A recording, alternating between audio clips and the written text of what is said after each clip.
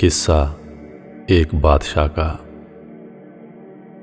ایک بادشاہ تھا جس کا ارادہ اپنے مملکت کی زمین کی سیر کا اور حال کا دیکھنے کا ہوا۔ بادشاہ کے لیے شاہانہ جوڑا منگوایا گیا۔ ایک جوڑا لایا گیا جو پسند نہ آیا، دوسرا منگوایا گیا وہ بھی پسند نہ آیا اور واپس کر دیا، تیسرا چوتھا۔ غرض بار بار کے بعد نہایت پسندیدہ جوڑا پہن کر سواری منگوائی گئی۔ ایک عمدہ گھوڑا لایا گیا، وہ پسند نہ آیا، اس کو واپس کر کے دوسرا، تیسرا، چوتھا منگوایا گیا۔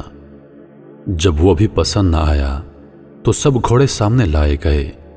ان میں سے بادشاہ نے بہترین گھوڑا پسند کر کے اس پر سوار ہوا۔ شیطان مردود نے اس وقت اور بھی نخوت ناک میں پھونک دی۔ بادشاہ نہایت تکبر سے گھوڑے پر سوار ہوا۔ حشم و خدم، فوج، پیادے سب ساتھ چلے، مگر بڑائی اور تکبر سے بادشاہ ان کی طرف دیکھنا بھی گوارا نہ کرتا۔ راستے میں چلتے چلتے ایک فقیر پرانے کپڑوں میں ملا۔ اس نے بادشاہ کو سلام کیا۔ بادشاہ نے تکبر سے اس کے سلام کا جواب ہی نہ دیا۔ اس فقیر نے بادشاہ کے گھوڑے کی لگام پکڑ لی۔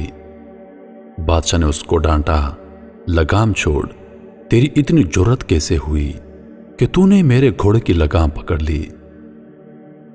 اس نے کہا، اے بادشاہ، مجھے تجھ سے کام ہے۔ بادشاہ نے کہا، صبر کر، جب میں سواری سے اتروں گا تب کہہ لینا۔ اس نے کہا، نہیں، مجھے ابھی کہنا ہے۔ یہ کہہ کر اس فقیر نے زبردستی سے لگام چھین لی۔ بادشاہ نے کہا، بول، کیا بات ہے؟ اس نے کہا، بہت راز کی بات ہے، مجھے تیرے کان میں کہنی ہے۔ بادشاہ نے کان اس کے قریب کر دیا۔ اس نے بادشاہ کے کان میں کہا، میں ملک الموت ہوں، تیری جان لینی ہے۔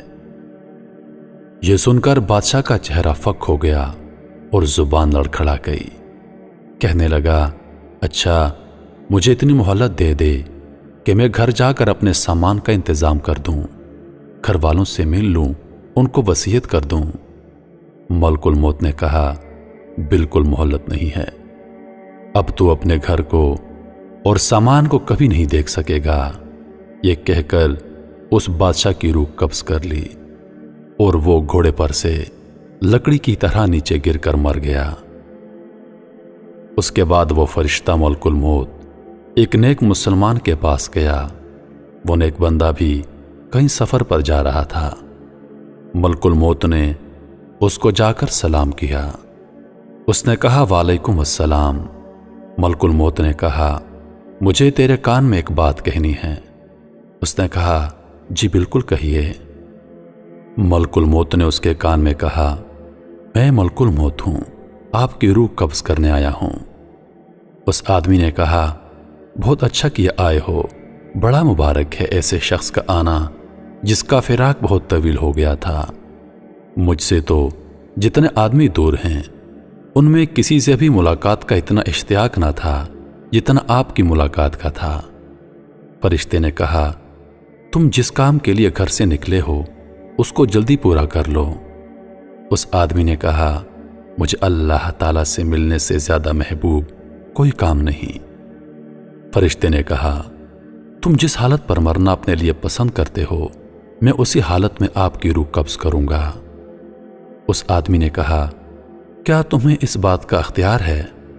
فرشتے نے کہا، اے شخص، مجھے یہی حکم دیا گیا ہے کہ تمہاری خوشی کو دیکھوں۔ اس آدمی نے کہا، اچھا، تو مجھے وضو کر کے نماز پڑھنے دو، اور جب میں سجدے میں جاؤں تو میری روح قبض کر لینا۔ چنانچہ اس آدمی نے نماز شروع کی اور سجدے میں اس کی روح قبض کی گئی۔ میرے محترم عزیز دوستو، کہتے ہیں کہ جب کسی گناہگار، کسی ظالم، کسی بدبخت کی روح قبض کی جاتی ہے تو ایسے کی جاتی ہے کہ جیسے کسی کانٹے دار پودے پر ریشم کا کپڑا ڈالا جائے اور اس کو کھینچا جائے تو وہ تار تار ہو جاتا ہے، اور جب کسی نیک انسان کی روح قبض کی جاتی ہے تو ایسے کی جاتی ہے کہ مکھن میں اگر کوئی بال ہو اور اس بال کو نرمی کے ساتھ نکالا جائے۔ اللہ پاک ہم سب کو سمجھنے اور نیک اعمال کرنے کی توفیق عطا فرمائے، آمین یا رب العالمین۔ میرے عزیز دوستو، اگر آپ لوگوں کو ہماری ویڈیوز پسند ہیں تو ہمارے چینل کو ضرور سبسکرائب کریں اور ساتھ میں موجود گھنٹی کے بٹن کو ضرور دبائیں تاکہ ہماری ہر نئی آنے والی ویڈیو سب سے پہلے آپ تک پہنچے۔ مجھے دیجیے اجازت، زندگی رہی تو اگلی بار ایک اور ویڈیو لے کر آپ کی خدمت میں حاضر ہوں گا۔ تب تک کے لیے خدا حافظ۔ اللہ پاک آپ سب کا حافظ و نگہبان۔